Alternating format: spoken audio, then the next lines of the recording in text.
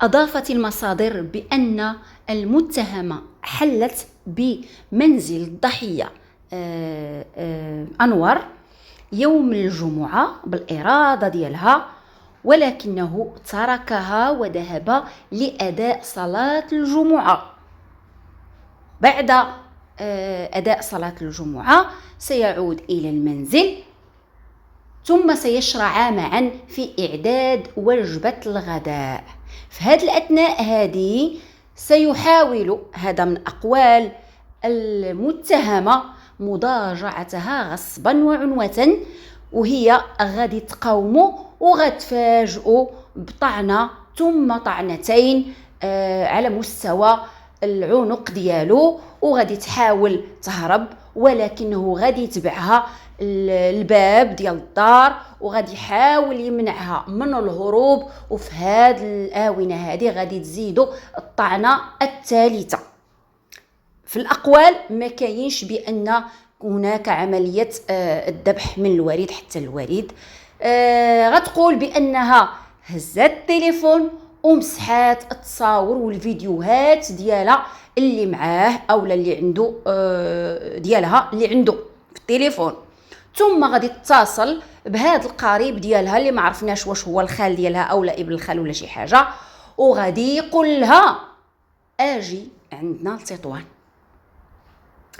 السلام عليكم ورحمة الله تعالى وبركاته. المتابعين ومتابعات هذه القناة، مرحبا والف مرحبا بكم. اليوم ان شاء الله نناقشوا هذا الموضوع اللي فعلا مرضنا كاملين، هذه الجريمة الشنعاء اللي تمت على واحد الولد في مقتبل العمر، في عمر الزهور. والمشكلة هو أن اللي اقترفتها، أو على الأقل ما يبدو الآن بأنها قاصر، ما كتتجاوزش العمر ديالها 17 سنة. إذا ندخلوا في الموضوع مباشرة. ما تنسوناش من اللايكات والتعليق ديالكم، بارك الله فيكم، وقولوا لنا كيفاش وجدتوا التحليل اللي غادي نحلوا لهاد المستجدات اللي تحصلنا أو اللي دابا باتت معروفة للجميع. إذا كيف ما سمعتوا هادو هما الأقوال اللي جاو على لسان هاد المتهمة. دابا عاد غادي نناقشوا ونفصلوا نقطة بنقطة. أولا يبدو بأن البنت قالت بأنها حلت بمنزل الضحية، يعني ما كاينش شي استجدراج، يعني جات بالإرادة ديالها. وهذا الشيء اللي كنت أنا قلته في الفيديو اللي فات، بأن داك الفكرة أنها محتجزة ولا تختطفات ولا شي حاجة بحكم أنها قاصر ما كايناش، يعني هي جات بمحض الإرادة ديالها، ماشي استدرجت بطريقة أو لا بأخرى. هذا عفوا جاء في الأقوال ديالها.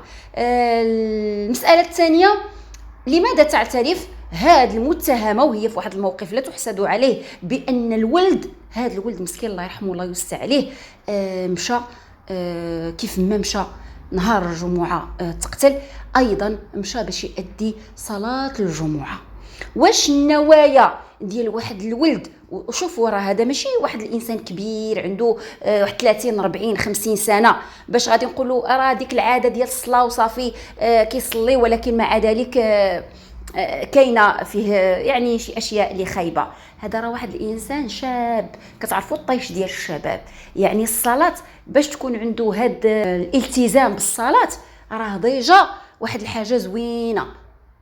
يعني هاد الولد هذا اللي هو مغتصب وبغاو يقدموه لينا او بغات تقدموا لينا هاد المتهمه على اساس انه مغتصب، شنو اللي غادي يمنعوا انه يبقى تما ويدير الفعل ديالو؟ وعلاش يمشي يصلي مثلا؟ علاش ايضا هاد المتهمه اعترفت من نفسها بانه مشى يصلي وعاد جا؟ علاش؟ لان هذه هي الحقيقه، وخافت لو انها ما اعترفتش بهاد المساله هذه يظهر شي شاهد من الشهود اللي شاف هذا الولد كيصلي او تلقى به، وكتعرفوا الروح عزيزه عند الله، يجي شي شاهد سبحان الله شافه او تلقاه في الجامع، وبالتالي غيكون الكلام ديالها فيه كذوب، وبالتالي هذا غيتحسب ضدها. لهذا كانت مضطره انها تقول الحقيقه، هو ان هذا الولد مشى يصلي صلاه الجمعه. قالت لك ملي رجع من صلاه الجمعه دخلوا كيهيئوا الوجبه ديال الغداء اللي غادي ياكلوها، ولكن مادام هي هازين في يدهم يعني السلاح الابيض اللي هو وقيل السكين ولا شي حاجه، حاول يتحرش بها او حاول مضاجعتها كما جاء على لسانها. بالغصب، وبالتالي هي دافعت على نفسها. كيف ما قلنا المره اللي فاتت، واخا كان داكشي غير مؤكد الان ها هو تاكد، وناقشنا هادشي في الفيديو اللي فات. هاد الولد هذا اللي هو كبر منها واللي هو ولد، يعني الذكر كنعرفوه دائما البنيه الجسمانيه ديالو كيف ما بغى يكون الحال كتكون اكثر من البنت. هاد البنت اللي هي غير 17 سنه كنظن بان البنيه الجسمانيه ديالها اقل منه، زائد انها بنت، زائد ان كيف ما قلنا هو اللي في الدار ديالو وماشي هي اللي في دارها، كيف ما تكلمنا في الفيديو اللي فات. يعني الواقع ديال الامور كتقول بان حتى لو ان هذا الشيء صحيح الغلبه غتكون ليه، لانه هو في الميدان ديالو وهي غير جايه ضيفه عنده او لا غير جات عنده للدار. مع ذلك كنشوفوا بانها تغلبت عليه بكل سهوله. واش غادي تخرج من الطب الشرعي بان الولد كيف ما كنقولوا حنا كان واخد شي منوم ولا شي حاجه اللي فقداتو الوعي ديالو، داكشي علاش تغلبت عليه، او كان هناك من ساعد هاد الفتاه القصير على هاد الفعله.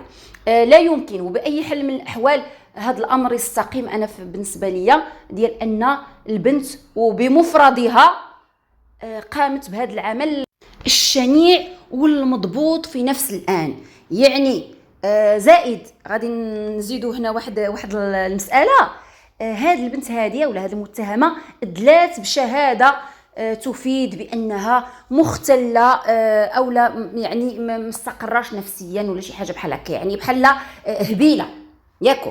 إذن إلا زدنا ضفنا هذا الأمر هذا اللي في نظرها او في نظر اللي كيأزرها بانه ممكن يكون مخرج او ثغره لهذه البنت هذه، كنزيدوا كنتاكدوا بان وراء هذه الجريمه هذا شيء اكبر من هذه المحاوله ديال الاغتصاب اللي كنتوقع بانها مجرد يعني مبرر واهي وليس حقيقي. يعني وحده مختله وماشي متوازنه نفسيا، وبنت يعني عندها غير 17 عام وهي اللي جات برجليها، والولد كبر منها وسبورتيف. يعني بالكم نتوما عادي انها تغلب عليه بهذه السهوله، ومن بعد ما دير هذه الجريمه هذه ماشي هاد المختله تنهار ما تعرف ما دير، تبقى تبكي تما كينات حتى يعيط ليها شي حد وعاد يحاول يعيط للبوليس. لا، تهز بكل ثبات، تهز التليفون وتمسح التصاور وتهز كاع التليفون والبيسي غادي تديهم معاها من بعد، وملي غادي يكتاب عليها انها تستنجد بشي واحد اللي ممكن يفيدها ولا شي حاجه غيولي حتى هو بحالها. هي بعد ما دارت الجريمه ياك هي كتقولوا ماشي جريمه، دفاع شرعي عن النفس او دفاع شرعي عن الشرف. علاش هاد البنت هذه ما بقاتش في مسرح الجريمه وعيطات على البوليس وقالت لهم هاد الشيء اللي طرا كامل؟ ياك محيتي التصاور، اللي نفرض محيتي التصاور ما كانش البوليس غيشك فيك حتى شي حاجه، الا خفتي غير على التصاور مثلا علاش غتمحي بعدا التصاور؟ واش كاين عندك تصاور مثلا خايبه ملتقطه هو بالتليفون ديالو متبادلينها مع بعضياتكم، واخا اوكي نعتبروا مثلا وما بغيتيش يطيح في يد شي واحد براني او للبوليس ولا شي حاجه التصاور، محيهم وفي نفس الوقت عيطي على البوليس وبقاي في مكان الجريمه وما تقوميش بالسرقه، لان غتوجه ليها حتى تهمه السرقه، غادي يتوجه ليها تهمه يعني الوكيل العام غيوجهها بتهمه القتل العمد والسرقه واتلاف او العبث بمسرح الجريمه او اخفاء المهم بعض الادله ولا داك الشيء. اذا علاش ما بقاتش هي في مسرح الجريمه ملي هي معتبره نفسها في دفاع شرعي عن النفس او عن الشرف؟ زائد ماشي هي بوحدها، حتى الشخص اللي من العائله ديالها ملي استنجدات به ماشي قال ليها اللي وقع بنتي صبري انا جاي عندك وبلغ هو مثلا وجاو وحقوا في الامر وصافي وغادي تخرج بانها فعلا كتدافع على الشرف ديالها. لا، هاد البنت اللي كتقول بانها قاصر ومختله كان عندها القدره الكافيه والبنيه الجسمانيه ديالها ساعدتها انها تغلب على الولد وتقتلو، وتكون عندها الثبات النفسي واللي يساعدها انها تهز التليفون ديالو. طبعا عارفه الكود ديالو، ولا ما عرفتش كيفاش. انا كنعرف بان اي تليفون كيكون عنده الكود. كيفاش هاد البنت عارفه الكود ديالو وفتحات التليفون ودمرات هادوك اما معلومات يا اما فعلا تصاور ولا فيديوهات ولا شي حاجه اللي كان عندها مثلا كتربطها بهاد الولد هذا. وبعد هذا اتصلت بالخال او الاخ ولا ما عرف شكون، وبلاصه هو يدير ليها العقل ويقول ليها اللي طرا غادي تبلغي او انا غادي نبلغ وغادي نجي عندك، بالعكس هو شجعها على انها تجي عنده لمدينه تطوان. اذا هنا واش ما كيبان لكمش بان كاين واحد الترتيب للجريمه مسبقا، وبان احنا بصدد جريمه بسبق الاصرار والترصد، حيت حتى شي حاجه ما راكبه على بعضياتها. الا كنا بغينا نفلتوا من هذه الجريمه بحكم ان هذه البنت راه قاصر هي قاصر ومختله، بالعكس هذا هو الشيء اللي كيأكد يا اما كاين اصرار وترصد يا اما كاين شركاء. صافي هادشي اللي كيبان لي انا واضح وباين، حيت وحده مختله يعني مهزوزه نفسيا وقاصر ما تقدرش دير هادشي بمفردها. وحتى الا دارتو الاطراف الاخرى او الطرف اللي عيطات له كان خصو يدير ليها العقل. الا كانت هي مختله ما يكونش حتى هو مختل، وكان خصو هو اللي يبلغ السلطات، ماشي يساعدها في العبث بمسرح الجريمه والادله ديال هذا ويحاولوا يتكتموا على الموضوع حتى حصلوا متلبسين بالمسروقات اللي كانوا بغاو يدمروا منهم المعلومات ولا ما عرفت شنو داكشي. كنظن بان هذه ماشي جريمه قتل فقط من اجل الدفاع عن الشرف، وانما هذه كان مخطط لها، ما عرفناش الاسباب ديالها. ودائما كنقولها كاينه واحد القاعده مهمه في علم الجريمه كتقول اذا المجرم او المتهم اعترف بكل سهوله بواحد الجرم حتما كيخبي جرم اكبر منه، وهذا هو اللي كنتوقعوا. شنو السبب مازال ما معروفش. المهم المتهمه او المشتبه بها توجهوها للسجن ديال سات فيلاج اللي هو قريب للمسنانه. اذا اكدت مصادر مطلعه ان الوكيل العام الملك بمحكمه الاستئناف بطنجه وجه لها تهمه القتل العمد مع السرقه واخفاء معالم الجريمه. وماشي غير هي، راه تابع في حاله اعتقال هذاك اللي من فرد من الافراد العائله ديالي، ما عرفتش شكون هو، واش الاخ او الخال، بتهمه المشاركه في السرقه واخفاء معالم الجريمه ايضا.